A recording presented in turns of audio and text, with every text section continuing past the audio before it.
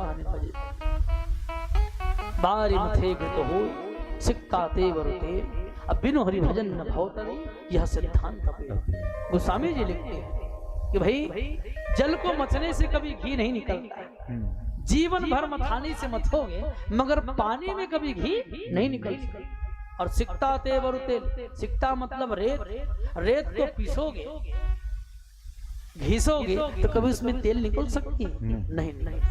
मगर गोस्वामी जी ने कहा कि मान लिया भाई, जैसे बच्चे लोग गणित में सूत्र लगाते हैं कि मान लिया एक्स वाई जेड जो भी लगाते हैं तो मान लिया जाए से उत्तर निकलता है। तो गोस्वामी जी भी ने कहा कि ऐसे संभव तो नहीं है कि पानी से घी निकल जाए कि रेत से तेल निकल जाए, लेकिन मानने में क्या दिक्कत है, मान लेते हैं। लेकिन बिनु हरि भजन न भवतरी यह सिद्धांत मेल, बिना भगवान के भजन के कोई इस संसार से पार नहीं हो सकता। ये गोस्वामी जी ने सिद्धांत को अपना फेल कर दिया। इस बात को तो मान लेंगे, लेकिन ये बात को मानने के लिए तैयार नहीं है। भगवान का भजन तो करना ही पड़ेगा, बिना भगवान के भजन कीर्तन के कोई संसार से पार नहीं सकता। ये कहने का भाव तो नाम की महिमा है। हालांकि पूर्व जन्म के प्रारब्ध का कर्म रहा कि एक ऋषि कन्या का अपमान इस अजामिल ब्राह्मण ने किया था कि ऋषि कन्या को उन्होंने समाधिस्थ अवस्था से टूटने की वजह से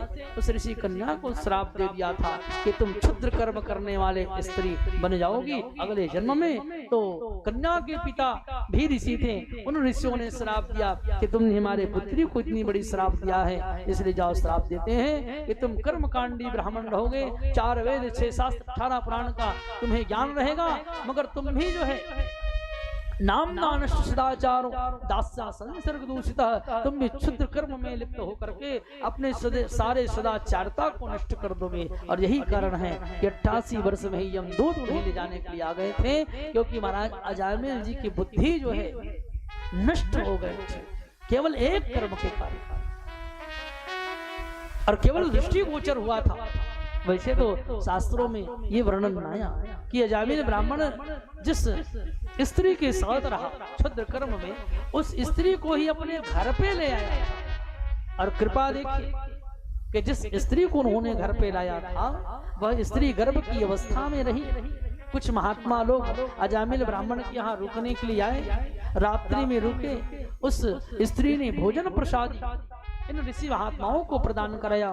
महात्मा प्रसन्न होकर के कहे कि हम तुम्हें आशीर्वाद देते हैं, और बड़ा दिव्य आशीर्वाद दिया। सुबह के समय में महात्मा लोग जब वहां से निकलते हैं तो अजामिल ब्राह्मण से कहे कि महाराज तुम्हारे घर बड़ा सुंदर भोजन प्रसाद हमने प्राप्त किया है, आशीर्वाद तो हमारा ही है, लेकिन अब दक्षिणा दे दो, क्योंकि ब्राह्मण भोजन के बाद दक्षिणा होती है, और जैसी दक्षिणा होगी तो हम दिव्य आशीर्वाद। भोजन के बाद दक्षिणा का विधान है, पहले पूजन फिर हवन, उसके बाद भोजन फिर दक्षिणा, ऐसे 4 परंपरा है शास्त्र।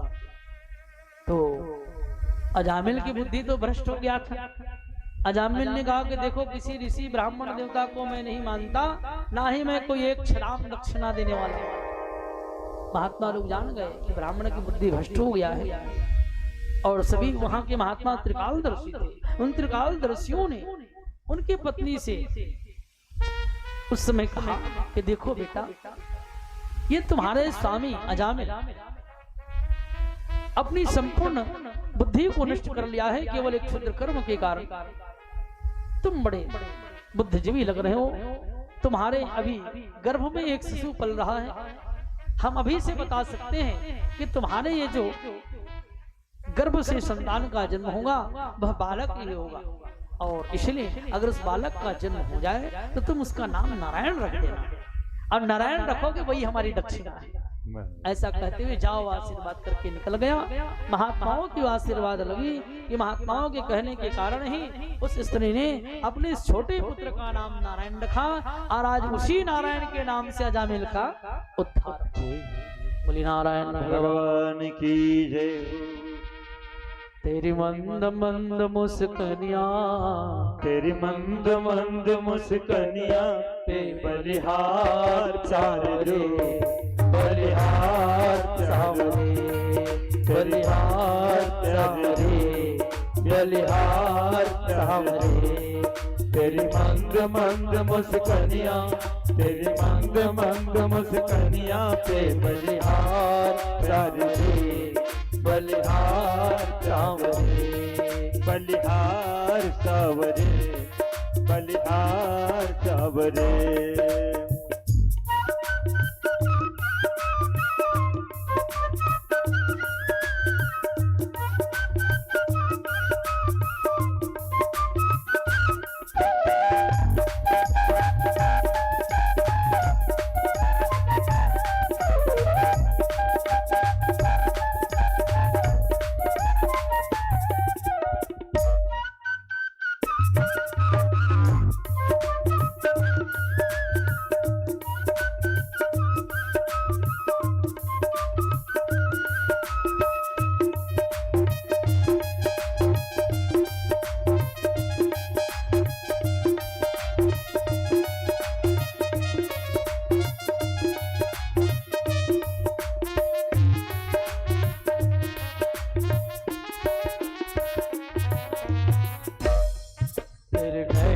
जब मतवाले लगते हैं काले काले, तेरे नैन अजब मतवाले लगते हैं काले काले, तेरे नैन अजब मतवाले लगते हैं काले काले, तेरे नैन अजब मतवाले लगते हैं काले काले।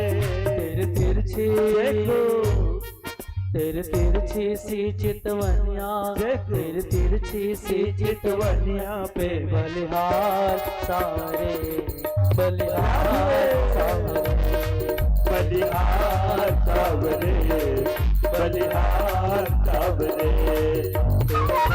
मंद मुस्कानियाँ, तेरी मंद मंद मुस्कानियाँ पे बलिहार सावरे, बलिहार सावरे, बलिहार सावरे, बलिहार सावरे, बलिहार सावरे, बलिहार सावरे।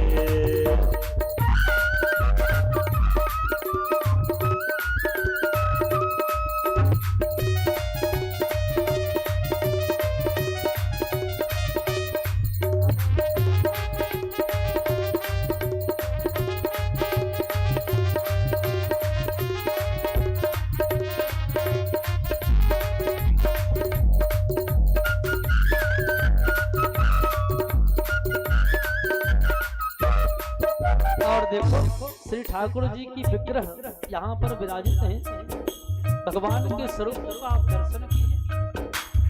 भगवान कितने सुंदर श्रृंगार किए हैं। भगवान के नेत्रों का दर्शन कीजिए, कपोल का दर्शन कीजिए, उनकी काले काले घुंघराले बाल का दर्शन कीजिए, नन्हे पादुका चरण का, उनके पैरों का दर्शन कीजिए। इसमें इसके संपूर्ण श्रृंगार भगवान के स्वरूप का वर्णन है।